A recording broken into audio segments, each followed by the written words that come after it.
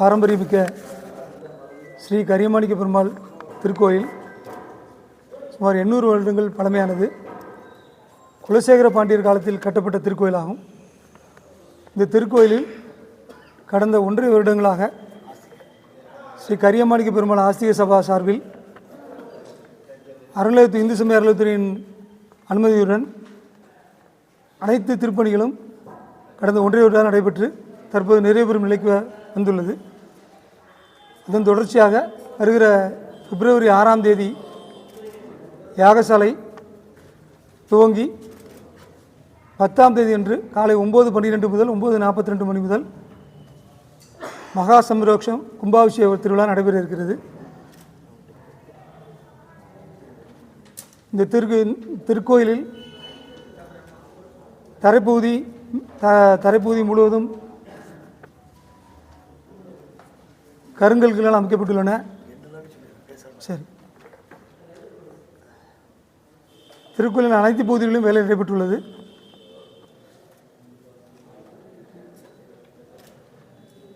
மேல் தலைத்தளம், வாகனங்கள், water wash திருக்கோயில் முழுவதும் கம்ப்ளீட்டாக திருப்பி ஒரு புதிய திருக்கோயில் நிர்மாணிக்கும் அளவிற்கு ஒரு பெரிய அளவில் வேலை நடைபெற்றிருக்கு.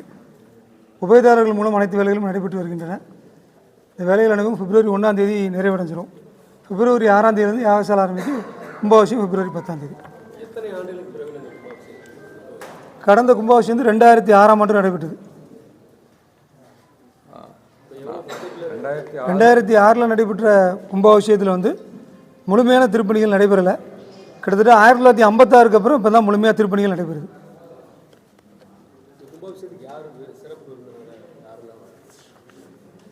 இது ஆகம கமிட்டியில், ஹைகோர்ட் கமிட்டியில் இருக்கக்கூடிய கோவிந்தாச்சாரியா பட்டாச்சாரியார் நடத்தி கொடுக்குறாரு, கும்பாபிஷேகம் நடத்தி கொடுக்குறாரு. திருப்பரங்குன்றம் ராஜா பற்றவங்க வராங்க. வானுமாமலை நாங்குநேரி வானுமாமலை ஜீயர் அவங்க முழு ஆசீர்வாதம் பண்ணியிருக்காங்க. வயது முதிர்வின் காரணமாகவும் உடல்நிலை சரியில்லாத காரணமாகவும் ஆசீர்வாதம் பண்ணியிருக்காங்க. வர முடியலன்னு சொல்லியிருக்காங்க.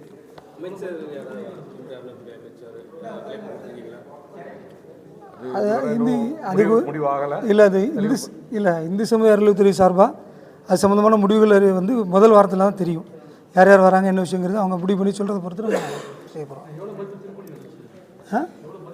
மொத்தம் 1.5 கோடி ரூபாய் மதிப்பில் திருப்பணிகள் நடந்தது. 1.25 கோடி சுமார் 1.25 வருஷமாக 1.25 கோடி ரூபாய் இதில் திருப்பணி செஞ்சுருக்காங்க. அது தவிர கும்பாபிஷேகம் மட்டுமே 1 கோடி ரூபாய்க்கு செய்யும். ஏன்னா யாகசாலைக்கு மட்டுமே 36 லட்ச ரூபா ஆகுது.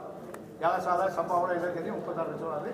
அது தவிர அன்னதானம் மற்ற எல்லா ஊருக்கும் பந்தல் உரிமை எல்லாமே சேர்த்து கிட்டத்தட்ட 1 கோடி ரூபா ஆகும்.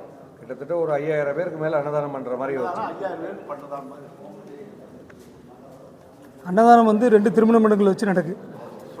திருநெல்வேலி டவுனில் இந்த சொர்ண மகாலையும் சொக்கலிங்க மண்டபத்தையும் வச்சு நடக்கு. காலையில் கும்பாபிஷேகம் நிறைவு பெற்ற பின்னர் 10 மணிக்கு துவங்கி மதியம் 3-4 மணி வரைக்கும் அன்னதானம் நடைபெறும். நன்கொடை நம்ம கவர்மெண்ட் வசூல் பண்ண முடியல.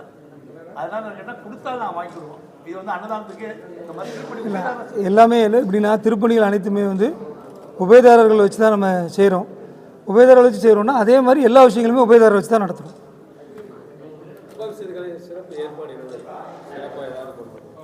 யாகசாலை யாகசாலை பெருமாள் தெற்குமாட வீதியில் யாகசாலை இருக்குது. அதுபோக கலை நிகழ்ச்சிகள் பட்டிமன்றம் எல்லாமே இருக்குது. 6ஆம் தேதியிலேருந்து துவங்கி வரிசையாக பட்டிமன்றம் இருக்குது. வாசுகி மனோகரன் அம்மா வராங்க. அதே மாதிரி டான்ஸ் ப்ரோக்ராம் இருக்குது. பரதநாட்டியம் ஒருத்தர் பேசுகிறேன். திருமண மண்டபத்தில் வச்சு நடக்கு. அன்னதானத்துக்கு பொதுமக்கள் யாருனாலும் அன்னதானத்துக்கு பங்கெடுக்கக்கூடியவர் யாருனாலும் பங்கெடுக்கலாம்.